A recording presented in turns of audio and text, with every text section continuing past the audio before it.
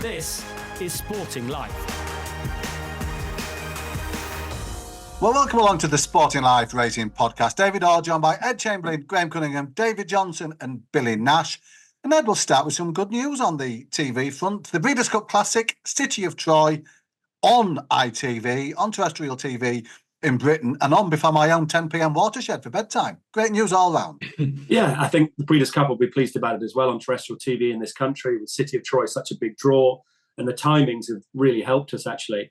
And it is a difficult thing to juggle around with the schedules and so on, because so many programmes have got allocated slots and in their contract and so on. But the EFL has moved, and from 8 till 10 on ITV4, 3 live races. I know the Turf will be one of them and the Classic will be the other. Not sure what the third will be, but yeah, good news. And that'll be a good Saturday night.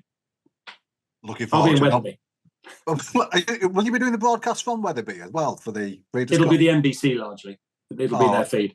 I was going to offer to come over with pizza this time. So you got stranded last time, didn't you? Left with. There's a very good Chinese takeaway in Wetherby, mind. No, it was okay. Okay, give it a mention. Hang on. When in Wetherby, it's the Wetherby Whaler fish and chips all the way. You can't go back-to-back nights though. We've done that on the Thursday, on the Friday, I think. Many can, Ed. Many can. So that is. Don't talk about fish and chips with Billy on the call again, please. Too soon. I was mistaken, but I thought a potato pie was literally a pastry pie full of potatoes. I was wondering why you were so upset at the fact it had gone. Then I found out what one was. So there you go. We've moved on. That's gone. Sad news there. News GC from Tattersalls, day one of the Book One sale. We thought there might be some fireworks. I'm not sure we all thought that Amo Racing would be leading the way with a £12 million splurge. Absolutely. Morning all. No, and it's not my area of expertise, but it seemed a pretty dramatic day. Mr. Jayarebe and partners responsible for over 25% of all the 40-odd million sales and several multi-million purchases. I must admit, I have no great knowledge of this operation. I never thought they really might be in it for the long haul. But when you're buying fillies bred like this, who obviously you want them to be excellent racers, but you are hoping that they're going to be high-class producers as well. Maybe I've misread the situation. But I do think, and it's up to you, Dave, to root this out.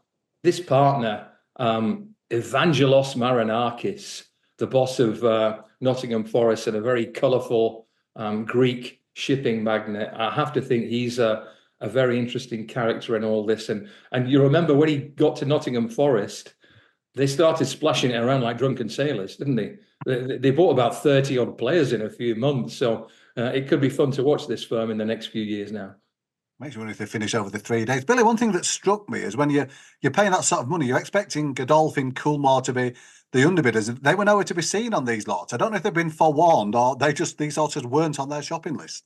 I was surprising that as well. Yeah, I think it was certainly the filly that cost 4.4 was a Japanese trainer that they were up against. So yeah, maybe that's a sign of the times. But I'm sure the Coolmore battalions are busy strengthening as we speak. So there's no fear of them. They're not going anywhere yet. No, they're not. Neither's Rafe Beckett, David. He's getting the top lot. The 4.4 million Frankel fillies heading his way, and the rise and rise of Rafe Beckett continued with Bluestocking in the Arc at the weekend.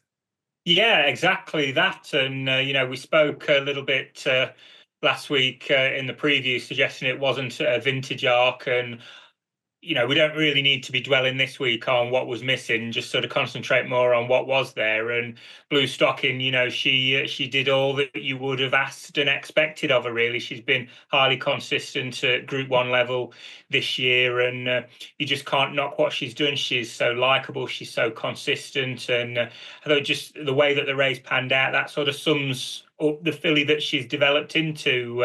At every stage, anybody that would have backed her would have been pretty confident the whole way. Everything about her is straightforward nowadays, and just a really good success story for, as you say, Rafe Beckett, who goes from strength to strength. 11 seconds in Group 1s last year, and so many times he hit the bar, and just a little bit of luck this year, he's been able to put it right. And GC and Arc won by a filly who's danced the dancers throughout the season. She's been there, and she's been in against the best. She has. I wouldn't admit, I'd be tempted to go out on a high. I have a feeling that if she's kept in training at 5, she might struggle if we get elite Group 1 opponents. But no, it was a terrific human stories for Beckett, for Juddmonte, obviously, but obviously for Rossa Ryan. And the whole weekend, and we're going to talk about that in general, it had the feeling of if not a brand new wave, then a relatively new wave. The names on the big ones, Rafe Beckett, Rossa Ryan, Francis-Henri Graffard, Alexis Pouchan, Tom Marquand, Kieran Shoemark, Christopher Head, Oriental Lemaitre, David Menussier. You know, the Dettori era is over. Stout's on his way out. A few of the old boys have more to prove than they used to. And these guys might be the new wave of dominant Group 1 stars for the next few years. And Ed, it came across that way with the ITV coverage, the interviews afterwards with Rossa Ryan in particular. It was clear what it meant to the team to be winning that arc. Yeah, I think if you're a young sportsman, you do well to look at Rossa Ryan and later Kira Shoemark for the way they've handled themselves. I think they've been exemplary. I really do. And I'm delighted for them both, actually. Rossa Ryan's a cool cookie, isn't he? Yeah, both in and out of the saddle. That ride was simple, but very, very good. And then Kieran Shoemark later, got to know him a bit over the last couple of years, and the way he looked after himself and handled himself at Goodwood, took himself off social media, very sensible, and really handled himself with dignity. And we're seeing it a few times from some of these young jockeys. Callum Shepherd being another example. That is the way to handle yourself in adverse situations, and full marks for Rossa Ryan. He really deserves this, in my opinion. Billy, let's talk about some of the other horses in the arc. Talk about Los Angeles in third. I mean, he ran really well. Do you think we're so used to Ballydoyle pacemakers in these races? Naden was bemoaning the fact they didn't go quick enough afterwards. Do you think they might regret not having had something to lead him for a mile or so? But I don't think the tactics beat him already. I think he ran another tremendous race. He's turning into a really consistent performer in Los Angeles. I mean, I think that's 4 times now he's run to in or around the 120 time farm mark in his last 4 Group 1s, that's a fair achievement in its own right. And also, I don't think, even if he had a pacemaker, I'm not sure it would have made that much difference to him. I think he ran right up to his best. Now, maybe there'll be a bit more to come from him next year. He is quite a big horse. You'd certainly think, looking at him, that he's the type to make a better 4-year-old. He does stay in training. So, yeah, he's an interesting one to go to war with next year. But I don't think they can have too many complaints on that score. I thought he ran a perfectly solid race, and you'd have to be happy with that performance. GC Aventure second, given a good mention on last week's podcast. The Vermeer second, chased on Bluestocking again. Were you looking in behind any excuse or anything horses you were going to take from the arc?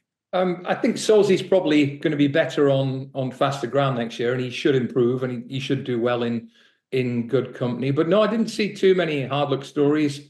Billy never had a moment's concern about the aging Take and the one-paced Alrifa and the other Japanese horse. I really thought he was a little underpriced because of his Leopardstown run, and I think we saw that the Leopardstown run it's a slightly misleading race. That we know Los Angeles upheld the form, but Shin Emperor didn't, and it's now down to economics to try and show that he's better than he looked at Leopardstown at Ascot next weekend, which I think he probably will do. But the Japanese wait for an arc winner goes on. Just looking at the prices, or trying to find the prices for the Breeders' Cup Turf, because is Los Angeles the most likely lad for Aidan in that race? Calandigan is 92 favourite. Sorry? You mentioned Champion Stakes immediately afterwards at Ascot. Yeah. I think they're keen to get what they can out of Los Angeles, because they've got City of Troy for the Classic, and he's standing up to his training well. But it's my contention. What do you think, Billy? I'm not sure Los Angeles would be quite as good on a speed favouring 1.5 miles in the Breeders' Cup Turf as against something like the Hong Kong Vase, where he's got a long galloping straight. That seems to be the type of setup that suits him best, I think. And to be honest, I think even looking at him at the weekend, I think an ease in the ground is no harm to him either. He's quite a big, heavy topped horse. I don't know if fast ground around Del Mar or someplace would be his ideal conditions. So I hadn't him pegged for the Breeders' Cup turf this year, but maybe they will run him there. I don't know. Aventure could go to the Breeders' Cup and run really well. Placed horses in the Arc, as we know, have a tremendous record in the Breeders' Cup turf. So keep an eye on her. I don't know whether she's entered, whether she could be supplemented, but she proved she's a pretty high-class filly. Bluestocking up £2 from time form to 123 That's some of our ratings review on Sporting Life. David's nodded. Yes, there we are. I've 1, 2, 3 rating for Bluestocking on the back of that. David, I want to talk to you about the Abbey. Can I just say just about the arc just before we move on? Of course you can. Oh, the nasty moment, and you have to feel for them with the highest arc fatal injury in the race. And Marquesa de Sevilla, she was the one who had no chance after that. And there's a lovely moment in the race. She's obviously going to retire when Alexei Pouchot accepted their fate and just patted her down the neck and said, "Thank you for everything, madam." It was a lovely moment in the race, that after a horrible moment earlier than that. And I said it on air already, there's so much we can learn as we get to the Abbey, which is how not to cover a horse race and how they cover the arc. There's so much good. I know I say it every year. And I know we can't do things with back cams and drones yet because of the law of the land. It's not the VHA's fault. We've got to move forward. I'm watching races all around the world now with this amazing footage. And yet in this country, a lot of it, as I say, is law of what you can and can't do. But we've got to find a way to move forward. We really have. The shots at the end of the Marcel Boussac were unbelievable. You get Ruby Walsh analysing that over jumps, it'll take TV coverage to a whole new level. So we're talking health and safety restrictions here, Ed. That's largely what it's about. But honestly, GC, it's so over the top. Who was in danger at Longchamp with that style footage? Who'd be in danger at York if we did that? Who'd be in danger at Cheltenham? No one. Besides being good for analysis, it's just stylish as well, isn't it? It looks really, really attractive to the naked eye, just for a casual viewer to see those really elegant shots. And I think that's the word. On Art Day, they ramp it up at Longchamp. The build up to the races, the mood music, it's another little thing, but it's all very effective. Great. What wasn't effective? Ed promised us brand new coverage of the Abbey last week. Camera-wise, it didn't arrive. I was very disappointed. The bit behind the trees was hilarious. Behind the bushes, yeah. That was a new one on me. They went behind the woods for about 8 seconds or so. I mean, it genuinely had no idea what happened. I had to watch it 3 times. But David, it was one. Bradsell couldn't go complete the hat-trick, Group 1 hat-trick. He had to settle for second behind Maka Rover. I mean, is it just as we were with the sprinters for you this season? I think so, yeah. I thought the real interesting thing was how so many of these horses in the Abbey had contested the Flying Five at the Curragh, and I think the first 6 in the Flying Five ended up finishing in the first 7 in the Prix de l'Abbey, but just in a slightly different order. And that's essentially what you get with the sprinters. Obviously, the Flying Five, that was probably run at not quite as strong a pace as what the Abbey was, and Bradsell was better placed on that occasion, whereas Maka over here, Bradsell was forced into going a fair bit harder, looking at his closing finishing speed than what he was at the Curragh. And on softer ground, that just left him a little bit vulnerable. And I think that's just what we get with the sprinters. These races, they're decided on tactics, on the state of the ground, on the draw. And it was just a case, I think, that under these circumstances, everything panned out ideally for Makarova. But yeah, I think Bradsell, I think even in defeat, he emerges with his reputation, if not enhanced, but certainly intact. And what we know about him, you can see why connections are still thinking that the Breeders' Cup is very much on his agenda, because the tight turning track, hopefully he'll get a low draw, fastish ground. That should really play to his strengths more than what the Abbey did. PB on a 28th run for Makarova, but we're contractually obliged to ask, is Believing a bit unlucky? I mean, Ed, you've been the cheerleader, Ed. If they meet again, does she take revenge? No, I'll say it again, not over 5. No, I don't think she is unlucky. You've got to get through those gaps. You've got to have the mid-race speed. And she just got far back again. And she's just awesome, though, isn't she? She's so reliable, always running on. I think that might be it for her, I sense, which would be such a shame. I'd love to see her on Champions Day over 6. I really would. But I sense she's worth so much money now, isn't she? What an attitude she's got. She's so lovable, but so infuriating. And I'm afraid Sunday was all too predictable in the middle of the race. And Billy went unheralded at the time, but a proud day for Irish sprinting in the Abbey. And the Aesop's Fable saw off the home team. He saw off the French. The Brits might have had the first 9 home, but in 10th, Aesop's Fable saw off the French. You're ranked 2 in the European rankings, the Irish sprinters. That must mean something. We're back, Dave. Just watch this space. Yeah, we'll rise again. I've no doubt. Well, you're struggling in lots of other areas. Look, let's start with Kyprios, who won his 8th Group 1. in that the Cadran on Saturday. I mean, it's Aidan's first horse who's won him 8 Group 1s. It's just a remarkable story. It's not a deep division, but this horse is just back at this level, dominating after what he went through. It's just remarkable. He's an incredible racehorse, Dave. I was looking at his record again this morning. He, as a 4-year-old, he went 6 from 6. He won, and he was unbeaten as a 4-year-old. He won all 6 races, culminating in his wide margin win in the Prix de Cadran. Obviously, things didn't go his way last year. Just ran twice, finished second on both occasions. But this year, he won exactly the same 6 races that he won as a 4-year-old. I'm not sure too many horses have done that in their lifetimes before. And again, he's just so dominant in this division. I mean, looking at him on Sunday, he wasn't particularly flashy, but never at any point did he look like he was going to get beaten. They didn't go particularly quick. You can see that from the finishing section. It was quite a fast finish, but he was, in the right position, and he was always comfortable, always holding them off. So where they go from here, there's a possibility he might turn out again in the long distance at Ascot. I don't know if he'll need to. I mean, he's probably done enough for the year.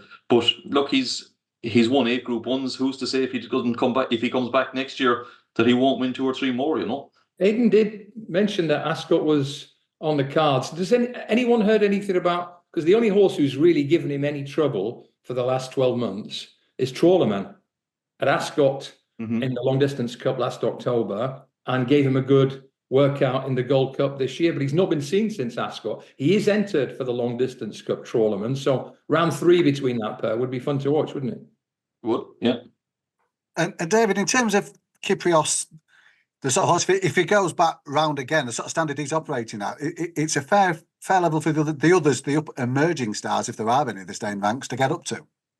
Well, this is the thing, isn't it? And I think we saw with the St. Ledger, there just aren't any real emerging potential stayers coming through that aren't from the same stable. And even the emerging potential stayers from the same stable, they're not capable of running to the same sort of level as what Kyprios is at his best. So yeah, if he comes back sound, it's hard not to see his 7-year-old campaign going in very similar fashion, to be honest. I don't want to belittle him at all, Billy, because he's a legend of a horse, but Please don't, Ed. I feel sorry for some of the other Ballydoyle legends who won 7, because he has beaten up the same horses a number of times at Group 1 level. I think his legacy and why he's so amazing is to come back from that life-threatening infection to do what he's doing is staggering. What a constitution that horse must have. GC, let's talk about Friendly Soul. Kieran Shoemark, wonderful story, Group 1 for the Gosens. That's a filly who's been going forward as she's learned her trade this season. Yeah, I think the Shoemark was the strong news angle, and as Ed says, he's handled himself very impressively and insists that he's had nothing but support internally, which is good. If so, if the Gosden team have stayed behind him and kept rising him up when he's been in the firing line, that's great to hear. And she's good. I think a time form rating still only 113, but I love the way she went about her business. She looked strong, uncomplicated, and when they came to call, she found loads. So you would think that at some point, given that she's a Strawbridge horse, isn't she? She's bound to be seen in America at some point. If not in the Breeders' Cup, then perhaps full time at some point, and she'd be a real money spinner in those good fillies races on turf in America. And I think she'd be a factor if she went to the filly and mare turf this time around. And it would be a real tremendous end to the season for Shoemark if he could end what's been a pretty turbulent year with an Arc Day success and a Breeders' Cup success. And she's the one who he's going to be very hard to shift from now. Just the interesting angle with her as well, I think, is about going back left-handed, because she's obviously unbeaten this season, right-handed or on straight tracks.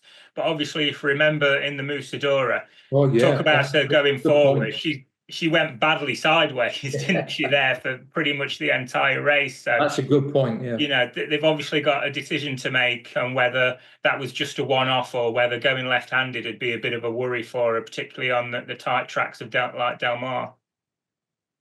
Let's talk about Ramatuelle, who, GC, of filly, I know you were very sweet on in the 1,000 guineas in the spring. I mean, I think Rafe Beckett was still getting down from his carriage, the trainer of Kinross, to see the race. I mean, she was dominant at the end of that contest. Yeah, it just shows you that a filly who's pretty active at 2 can still be getting better in the autumn of the 3-year-old season. And she saw off a pretty good field.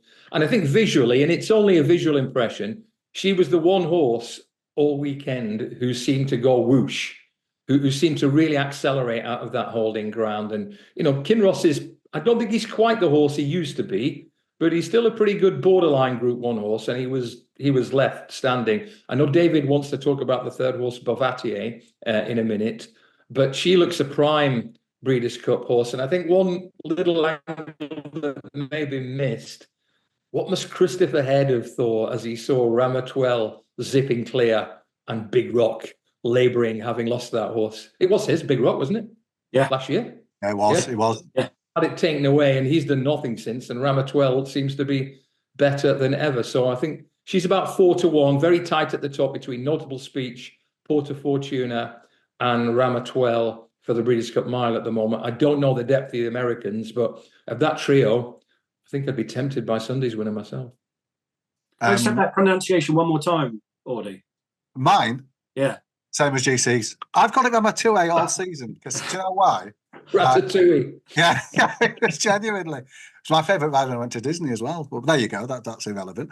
Of all the stable switcheroos, the Big Rock and Co, one of the worst in recent times, hasn't it, in terms of success rate afterwards. Go on there, David. What was it about Bovatier? There you are. I had another one, a different horse, in third that you liked in that race, and what you've got interest in moving forward? Well, yeah, just GC there saying about Ramatuelle going whoosh. When you actually look at the closing 3 furlong section, the closing 600 metre sectionals, Bovatier was actually quicker over the last 600 metres than what Ramatuelle was.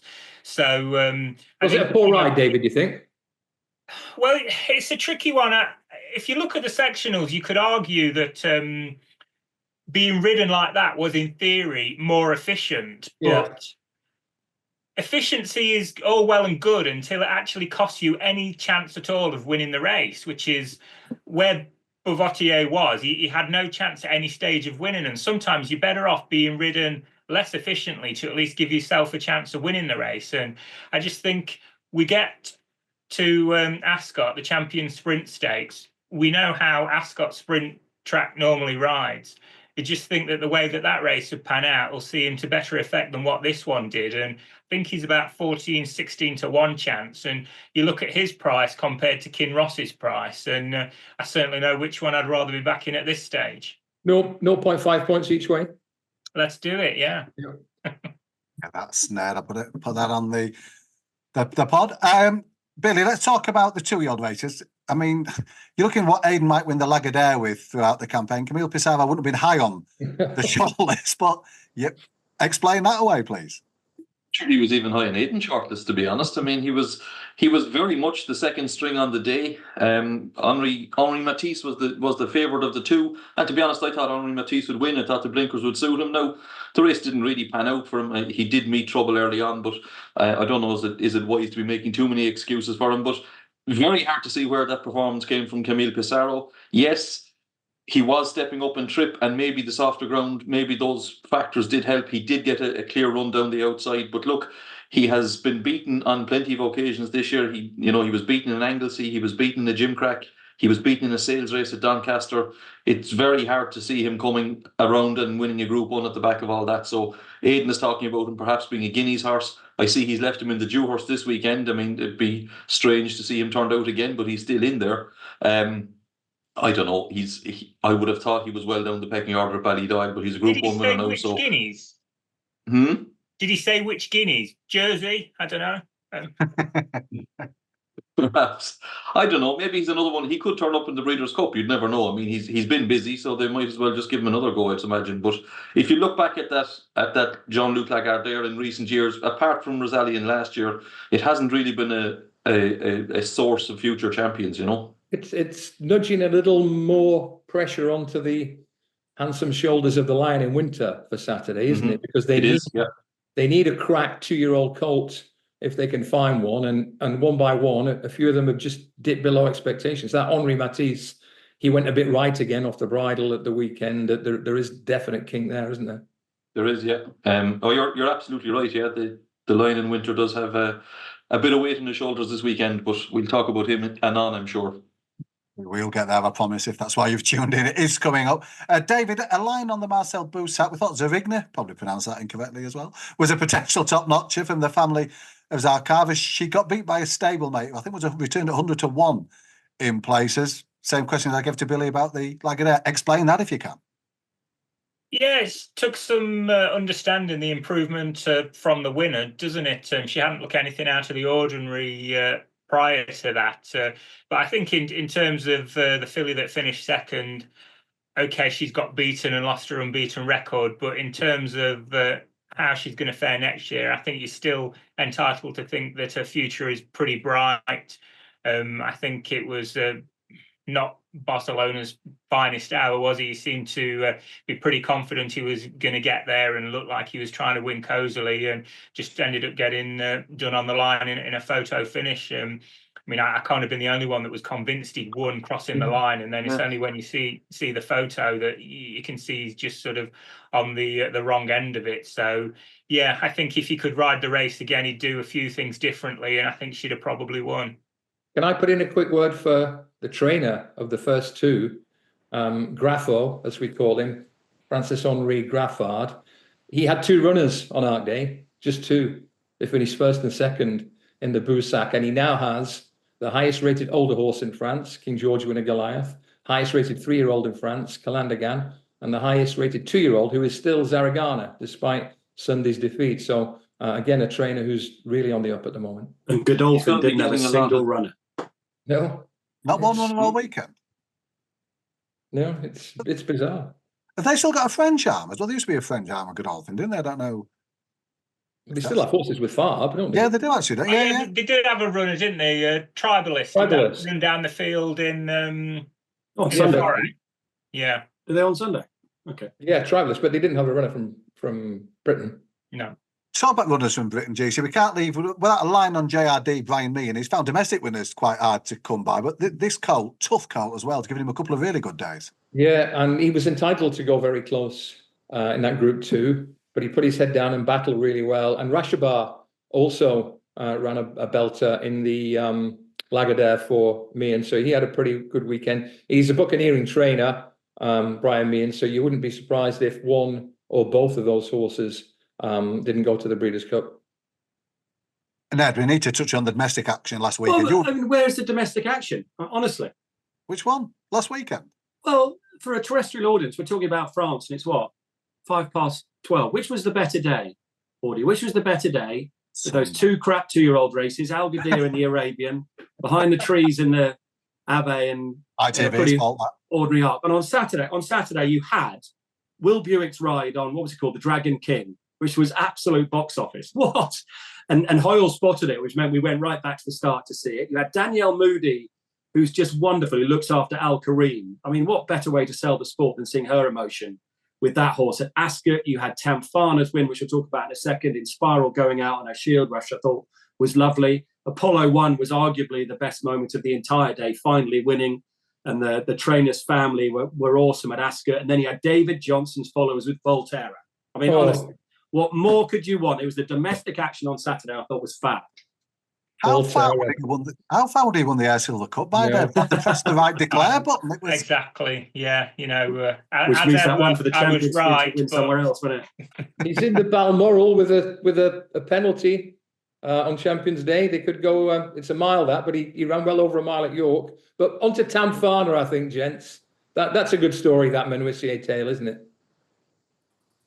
And the Minutiae tale is brilliant, Ed, and the syndicate ownership. I think the owner's tale's even better. I mean, Minutiae keeps hitting the bar this season, and he's had a really good season on and off the track, really. Good PR, good trainer, places his horse really well, good interviewer. But the owners, I'm so pleased for them, Quantum Leap, because you're thinking earlier in the season when they've turned down telephone numbers after the Guineas, what have they done? Because it looked like the wheels might be coming off her season. But no, I mean, that was a really, really good performance. I love her attitude. And she'd be worth a fortune now for them, wouldn't she? An absolute fortune. Yeah. Good on them. Good on them. Not another good day for syndicates. Syndicates were winning left, right, and centre. Midland, Nick Bradley, them. It was great. Really? David, it's interesting that Colin Keane said straight afterwards he's not surprised he ran her at 10 furlongs. There's a scope to go up to 10 with her again next year.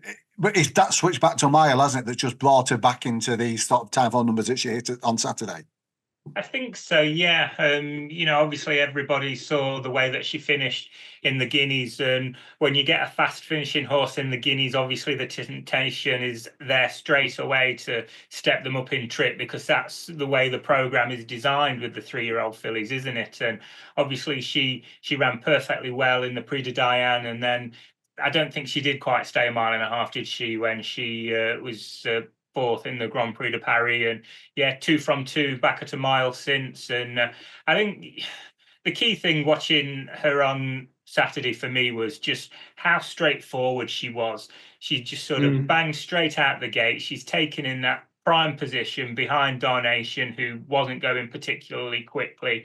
Inspiral, she put herself on the back foot by obviously missing the break again. Nashwa held up a little bit free coming back from a break, and it's just Colin Keane did everything that you want to see, just keeping things simple, and Tamfana just such a willing partner alongside. You'd be tempted to go to Champions Day, wouldn't you? I know it's only 2 weeks between races, but the way she's thriving. I think Matt Brocklebank could certainly be hoping that they're tempted. I think he's put her up for the QE2 at a tasty price, hasn't he? So he's why not as we speak. 6-1 now. She's right there, right at the top of the game. Billy, a line on in Inspiral. As Ed said, she bowed out with that run in the Sun Chariot, and not quite the campaign they'd have hoped for, given she arrived off the back of that win in the Breeders' Cup. But when she was good, she was very, very good. Yeah, just the line first on Colin Keane, if you don't mind. I thought, David touched on it there, very simple, uncomplicated ride, but that's Colin Keane all over, that's him day in, day out. He's a fantastic jockey. I just think he hasn't really hit the heights in Britain yet that he probably deserves to, because he does it day in, day out in Ireland. He reminds me quite a lot of Pat Smullen in that, he's an exceptional jockey over here who rarely, if ever, is in the wrong position. It took Pat a long time to start to crack Great Britain, if you like. He was very good over here for a long time before he seemed to hit the heights in Britain. That seems to be the way Colin Keane's career is going, but I've no doubt he's going to be one of the top go-to jockeys in coming seasons, because he is that good. Going back to Inspiral, I suppose the decision to keep her in training looks a little bit. They're probably slightly disappointed with it now. I mean, if she'd gone out on a high in the Breeders' Cup last year, she looked so good when she won the Breeders' Cup Fillies and Mares Turf last year. Just hasn't worked for her this year. The Lockings was a disaster. Things didn't go right for her in Ascot, and her last 2 runs have been better. It was nice to see her finish on a good performance at the weekend, but nowhere near her best. She hasn't got within 7 pounds of her time form rating this year that she was capable of last year. So yeah, a very good filly on her day. Unfortunately, this year just wasn't to be for her. Billy, just back to Colin Keane. I mean, 3-4 years ago, it was 2-5 with the Ballydoyle #1 jockey the following season, with all the Ryan Moore rumours circling. Obviously, he's closely associated with Ger Lyons. We know that. Do you think he could be tempted if a big opening popped up? Would some of the free spending guys who've suddenly seen emerging here, do you think if the right offer came on the table, he could be tempted into a move? I'm sure everybody could be tempted, Artie. If the money is right, everybody could be tempted. Me. Like he's in a very good position where he is. Like you said, he has very close ties with the Ger Lyons yard. He's been there since he was an apprentice. He's been stable jockey since he was an apprentice with Ger Lyons, and Ger is going really well. Obviously, it's a good yard to be attached to. He's ridden Group 1 winners from this year, so it would be a tough job to give up. But like I said, everybody has a price, and there, if you are looking for a ready-made top jockey, there is no one better than Colin Keane at the moment. Do you see, just a line before we look ahead on Nashwa? She came back in that Sun Chariot. They've no plans. They're not talking about next targets, etc. Did you see enough to suggest that you'd be persevering this autumn, winter? Teddy Grinthorpe's the man with that firm, isn't he? And I see him mentioning.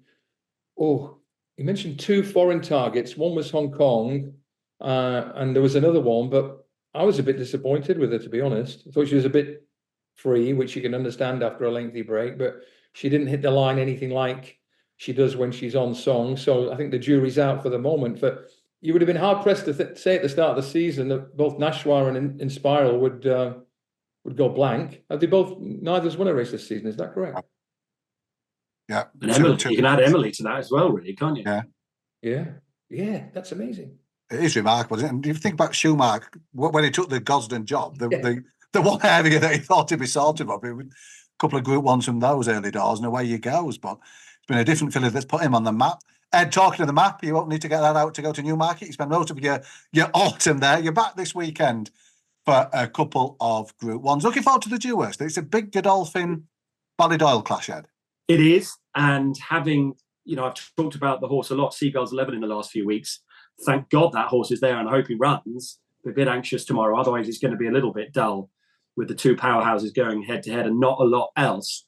But Seagulls 11 adds a lot for us, because that's Danny Welbeck, that's James Milner, Adam Lallana and others. And for them to have a runner in the Dewhurst is great. International week, hopefully some of them might be at Newmarket at the weekends. But yeah, Lion and Winter's a big runner for them, as we say, with the way the Colts have gone. And I think we've got 18 live races over the next couple of days, Audie, with a bit of everything. When you look at the Persian War at Chepstow, which amazingly has no Paul Nicholls runner this week. We've got the Fillies Mile on Friday. And then Dewhurst, we go Dewhurst Cesarewitch, which is a very, very odd race this year. The Dewhurst and the Cesarewitch, compared to previous years, are both a bit underwhelming at the minute. Let's talk Dewhurst, David. We talked about Shadow of Light after the Middle Park, that we thought was worth a try at 7, and especially in the spring. How significant is it decided to roll the dice so quickly and put him in the Dewhurst next to that other potential top-notch 2-year-old colt as well? I think it's a really good, smart move from the team, because it gives them a lot more information to make a decision on as to what path they go down with him next year. If they've had a crack at 7 furlongs now, and hopefully they'll learn a fair bit. And I'd certainly be thinking it's well worth a try at 7 furlongs with him, given the way that he'd seen out his run in the Gimcrack. And I guess there is a way of looking at it, thinking, well, it isn't a great advert for presumably how well Ancient Truth has perhaps been going, is it? Obviously, he's not been seen for 3 months since he looked pretty good in the Superlative. So maybe they feel as though that they need that stronger option with Shadow of Light. But like I say, I think the key thing is that how smart a move it is to help them make a more informed decision as to what to do with him next year. Let's assume they both run. Which one do you think Buick will choose? I'd be very surprised if he doesn't ride Shadow of Light. He's got the 119 BHA rating. He'll be the higher rated of the pair on time form as well, won't he? He is, yeah. And it's a funny decision, though, because Appleby told us immediately afterwards that's probably it for him, and it's going to be 6 furlongs next season. Here he is a couple of weeks later, running over 7. I think everybody by surprise, probably Aidan as well, Billy. The Lion in Winter was shunted here from the Goss Million after a very small setback. This is where he comes. He does so with that Aiken form working out, and with him clearly at the minute the best of the O'Brien staying 2-year-old colts. I think so, yeah. His form, like you said, is stacking up nicely. Even his maiden form at the Curragh, he beat Ides of March in a maiden at the Curragh. That form is working out nicely. But the Acom does look a particularly strong race, and he's been very impressive on both of his starts. He looks the part physically, and in the race as well. He has a kite cruising speed. He has everything you'd like to see in a top colt. Just looking at him, you'd have to think whatever he's doing this year is going to be a bonus, because he's certainly bred to come into his own next year when he goes 10 furlongs and even a mile and a half.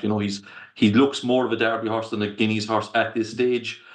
But at the same time, he's clearly he's a bit more precocious than he's bred to be. He's got loads of talent. And like we said, and have been saying all along, Ballydoyle mightn't have a real top-notch colt yet, but they've got an awful lot of strength and depth underneath him, and if they think this fella's the best, then he's got to be pretty good. And looking at what he's done, I think he's going to take an awful lot of beating. Like the lads, I'm quite surprised to see Shadow of Light was supplemented for the race, and like DJ, I'd be thinking that would suggest to me that Ancient Truth is either A, not going to run, or B, hasn't been catching pigeons at Newmarket. So but yeah, either way, I think the Lion in Winter will take an awful lot of beating. Yeah, me too. What I like about him at the moment, and this can change, it could change on Saturday, he's coming along without too much Aidan sizzle. Yeah. If you look at the quotes from Aidan, first time, he's a lovely horse that had been working lovely. Even last time when he won what's turned out to be a really good Acom.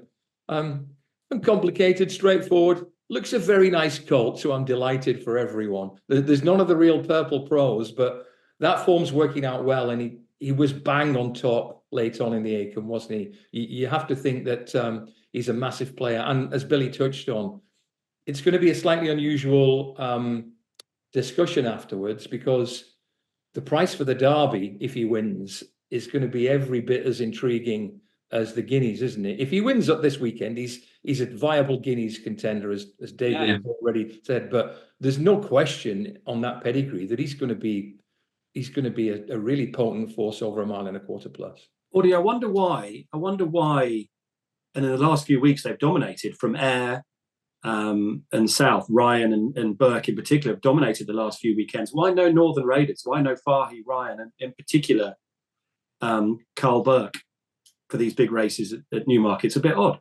I don't think that, and certainly in terms of, I think most of their good ones are the sort of 6 furlong sort of ties. I don't think they've got the sort of later developing 7 furlong, also with classic aspirations, really. I'd like to think they might have somewhere, but at the minute, they're quite thin on the ground. I've got a Lightning Winter story. We were filming at Ballydoyle for the EBA meeting, and Ollie Bell was sat doing his sit down with Aidan O'Brien that was slated in for 10 minutes, went on for 53 or something. So it ended up with me being shepherded around by Chris, who's the assistant trainer, to do some of the filming on a phone. And genuinely, none of the footage ever saw the light of day because it was a shambles. He said, "Oh, do you want to go and film that horse?" I just walked down and filmed it. He said it's one of the 2-year-olds. Said to the stable lad, "What's this horse? Excuse me, what's this horse?" He goes, "Oh, it's very good." I actually thought the horse's name was Very Good. It transpired it was the Lightning Winter, but the fact was it? Yeah, there you go. I've got footage on my phone that's available. It's never been broadcast, mainly because there's a raindrop on it and my finger across the lens. But apart from that, a triumph. Let's talk about the Fillies Mile. It's another Godolphin Ballydoyle clash, and the market's getting quite tight now, Billy. It's 6-4 Desert Flower, 15-8 Dreamy. The momentum behind the Ballydoyle filly. Looking forward to this clash, Billy Nash? Indeed, yeah. And again, very interesting. Ballydoyle, like you said, Ballydoyle, Coolmore head-to-head. Very easy to make a case for both of these, but I do think Ballydoyle have a really strong line to the form here with Desert Flower. Obviously, she beat January at Doncaster. January's a good filly. She was a listed winner at Tipperary, but I don't think she's top of the tree in Ballydoyle. And I think Dreamy might not be either, but I think she's closer to the top than January is. You'd have to like the way she's won her 2 races. The maiden she won at Goodwood mightn't have been much of a race, but she overcame greenness to win it and was still very green at the Curragh the last day. She won a Group 3, beat a filly called Fiery Lucy, who herself was unlucky not to win a similar race at the Curragh the other day. If she got a clear run, she probably would have won. So I think Dreamy is improving. Again, a little bit like the line in winter. I think she'll want to go a trip next year. She's definitely more of a next year filly, but she clearly has enough ability to be very hard to beat in a race of this nature. And like I said, I think you certainly like to see her being strong in the market because Ballydoyle have a very good line to the Godolphin filly. David, what did you make of the Godolphin filly at Doncaster, and what's your summary of the Fillies Mile? Yeah, I thought Desert Flower was fairly impressive, and watching it back again this morning, it's very hard to see any reason why January would be reversing the form, just sort of 2 or 3 weeks later. But it wasn't a strong Mayhill, I don't think, by any means. Desert Flower only coming out of it with a rating of 103p. So I do think, looking at it, that when you think about all the other fillies that Aidan O'Brien could have run here, the fact that he's running Dreamy, it looks a really good slot for her. And I probably have them the other way around in the betting, so I'm pretty interested in Dreamy at around 15-8 to turn over Desert Flower. GC, we've got Tabiti for the Beckett team and a Swan for Stout. There's 1 or 2 different angles. How do you see the Fillies Mile? Yeah, I think we're probably, I'm going to say sadly, but I think we're probably looking at that big 2. Anna Swan was really impressive first time. Not that flash when she won at Yarmouth at a very short price. Tabiti, this is an interesting one because she's jumping from 6 to a mile, isn't she? She won the Dick Pool at Salisbury over 6, having won first time over 7, and she was very strong at the finish. And the way they're going, Juddmonte, Beckett, and I assume Rossa Ryan, it is Rossa Ryan. She's on the improve, but I have no strong views on the market. I think it's about right. I suspect Dreamy might be one of those who doesn't do a lot more than she has to. I think she is a staying filly for next year. So you'd have to, I think, try and put her away coming out of the dip, or certainly just inside the final furlong, because she's bound to be strong at the finish, I think. Ed, as you say, busy 2 days coming up on ITV, jumps racing champ. So the curtain comes down on York's season as well. What else are you looking forward to on this weekend? What else is on the Chamberlain radar? Well, I think that Fillies Mile is really interesting on Friday. I'd be amazed. I'm just refreshing it, Audie. When we find out who's riding who in confirmation, I assume that Ryan will ride Dreamy, because I'd be amazed if she doesn't go off favourite. I agree with DJ. When you think of that Ballydoyle clutch of really good 2-year-old fillies at the moment, they nearly won the Boussac, for goodness sake, with exactly whatever she was called. It was miles down the pecking order. I'd be astonished if Dreamy isn't favourite over Desert Flower. Is there anything jocked up yet? I can see No. No. There's 35 minutes left to do the jockey declarations. I hope Aidan's not forgotten. Well, if Ryan is on Aidan, it'll be too late. If Ryan is on Dreamy, I'd be amazed if she doesn't go off favourite on Friday. Yeah, so Friday we've got York, we've got the Fillies Mile being the highlight, with other good racing actually on Friday, and the 2 races from Chepstow, the Persian War, and a really good-looking competitive veterans chase. People absolutely love that day at Chepstow. We were almost pushed into showing it, because it's easier to concentrate on the jumps, and then the narrative changes after Champions Day. But people absolutely love that Chepstow meeting, so that's great. And then Saturday is quality, but the Cesarewitch, as I mentioned earlier, absolutely fell apart on Monday. It was bizarre. It was 8-1 the field and a stack of runners, and then all of a sudden it's 7-2 the field, and it's slightly decimated with only 12 or 13 Brits or something like that, which is, as you said at York actually on that preview evening, Lord, is alarming state of affairs. I had my first jumps bet of the season the other day in Stratford. It was in a very workaday handicap chase. It was a chasing newcomer trained by Rebecca Curtis. Can't remember what it was called now. It jumped the first 3 like it had diving boots on, and it went to 180, 200 in running. And I thought, this jumping game is crap. And under Ben Jones, it came swooping through on the bend to win. Oi, oi. I can't wait for the jump season now. That's how shallow I am. GCs tend to follow, available very soon in various publications. Billy Nash, the favourite for the Cesarewitch, Sea of Sands for Willie Mullins and his wife. We've got back form in Europe, where he ran in a Group 1 in Germany at some stage, I believe. Didn't see him for 2 years. Then he won a Listowel novices at Maiden Hurdle under Patrick. I thought 100 was a bit lenient judging on that Listowel run. Well, what do you make of it, Billy? Yeah, judging him on the Listowel run, definitely. Look, he's a very interesting contender. I mean, he's kind of a typical Willie one. Like, they picked him up from everywhere. This horse did win a Group 3 in Germany. He ran in a Group 1, all right. He won a Group 3, but he the wheels came off a bit after that. They picked him up out of a claimer in France. And then we didn't see him for the best part of 2 years. He was very strong in the betting at Listowel a couple of weeks ago, and he hacked up Ardy. I mean, he didn't jump particularly well early on, but he more or less won on the bridle. He comes into the could be anything category. Certainly, you'd have to think, looking at some of his old form, he is potentially well handicapped. But the other side of the coin is that he was off the track for the best part of 2 years. He ran at Listowel on pretty bad ground the day he ran. It's only maybe 2 weeks ago, so it's a pretty quick turnaround. And the bounce factor is a possibility here. So he's very short in the betting, probably because of who he's trained by. I'd be loath to put anybody off him, but it's an open race, and there are other viable candidates in it, I think, Dave. 90 grand to the winner for the Cesarewitch doesn't seem like an irresistible put these days, does it? Well, when the Irish one is worth 500 or 600 or whatever it is, there's a big difference. Like, you can see why you might target B over A in those circumstances. And Billy, just a stone's throw from Sea of Sands, stable Jacobet, Cavern and the Shunter for Emmett. Weak in the market at this stage, but might not remain the case. Yeah, 2 very interesting horses. Obviously, the Shunter won the race last year. We haven't seen him on the flat since, but I see James Doyle has jocked up again. He's £5 higher in the handicap, but, I'm sure this race has been on his radar, but he's been off 320-something days, so that's, things maybe have not gone according to plan. It'd be a big ask to win it after that big of a break, but I'd be very interested in his other horse, Jacobet Cavern. I think he's got a really live chance. Right down the bottom of the handicap, Haley Turner booked. This fella is... again, he has good form on the flat with Mick Channon, or reasonable form on the flat with Mick Channon a couple of years ago. He won a 1.5 handicap at Newbury on heavy ground. One day before going, he was sold to Paul Hennessy, ran over jumps for Paul Hennessy. He was quite highly tried, ran on a couple of good juvenile hurdles, wasn't quite up to that. And then Emmett has got him. He very nearly pulled off a gamble at Galway, first run for Emmett. Ran a big race there in a competitive race. the trip won't be a problem, the ground won't be a problem. He's got little or no weight on his back. Certainly, if the money comes for him, I'd be very, very interested in him. And the other Irish horse that has to be mentioned is Gavin Cromwell, 6.5. A really hard-knocking filly. She ran a cracker in the Irish Cesarewitch. She was unlucky to bump into the Euphrates.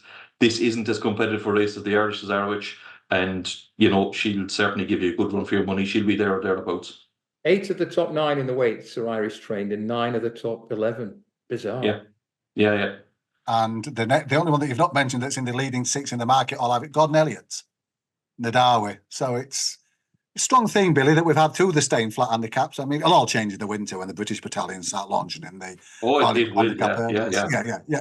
It's good to get to talk about these trainers while we can. Could be an Irish winner of the Persian War tomorrow, Dave. I mean, that'd be a disaster for you, wouldn't it? No. What's winning that, Billy? What's winning that? Is that John McConnell?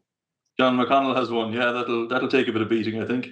It's an interesting story, though, that I hadn't clocked the difference in prize money in the Cesarewitch this year. Like you say, 90,000 to the winner is a big change from, was it 5 or 6 years ago, where there was a big sort of push, wasn't there, to really make a big thing about the race. I think there was a couple of years where there was 500 grand up for grabs, and the likes of Low Sun, I think when he won it, he earned over 300,000. So it's quite a big story that what was going in one direction, they've pulled back a little bit. And it's obviously at a time where obviously Jockey Club racecourses finances are quite in the news at the moment, aren't they? So we're probably seeing some of it in the prize fund for the Cesarewitch. Speaking of Jockey Club race courses, a couple of big jobs, big hires are going to be announced in the next few weeks, it seems. The new replacement for Nevin Truesdale at Jockey Club, and of course Julia Harrington's replacement at the BHA. I don't have any intel on the Harrington replacement. Just keep an eye on the other side of the Atlantic in terms of a replacement for big Nev Truesdale. My moles are suggesting that the Jockey Club may be looking towards America for the next cab off the rank there. Very interesting. We'll see how that story develops. I'm presuming nobody else. I mean, I used Billy for the Cesarewitch preview to lean on. If anybody else got any thoughts on the great race before I pull up stumps? It's about a mile further than I stay. Yeah.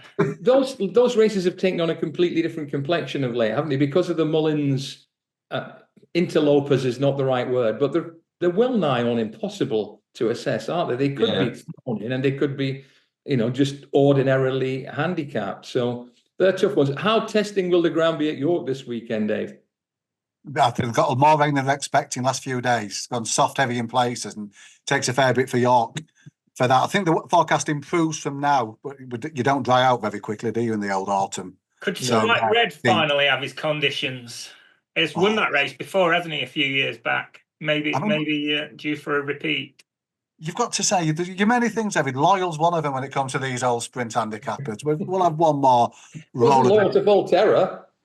No, he was shunted very quickly. Already one more big event this weekend I forgot about. I'm speaking at Cambridge University on Friday night. Wow. And I'm following on from Bruff Scott, who did it, and 7 people turned up and the room was double booked.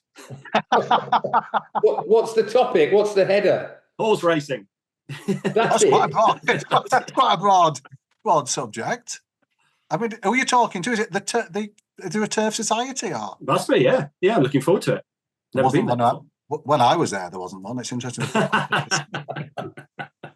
And on that, well, good luck with that, Ed. Yeah, something a bit different. I'm looking forward to it. You'll probably be speaking to 2 subsequent champion trainers somewhere. Just try to identify them at the time. And on that bombshell, and bad news for GC, next week it won't be a Jump Special podcast. We will look ahead to Kipco British Champions Day at Ascot, which at the minute, touching wood, is building up to be a really interesting renewal with some of the clashes that are on the cards. Thanks to Ed, to GC, to David and to Billy. Thank you for listening, and best of luck with your own bets this weekend. Download the Sporting Life app for the best racing coverage, including live racing blogs, fast results, stable tours, trainer and jockey interviews, expert opinion and tips.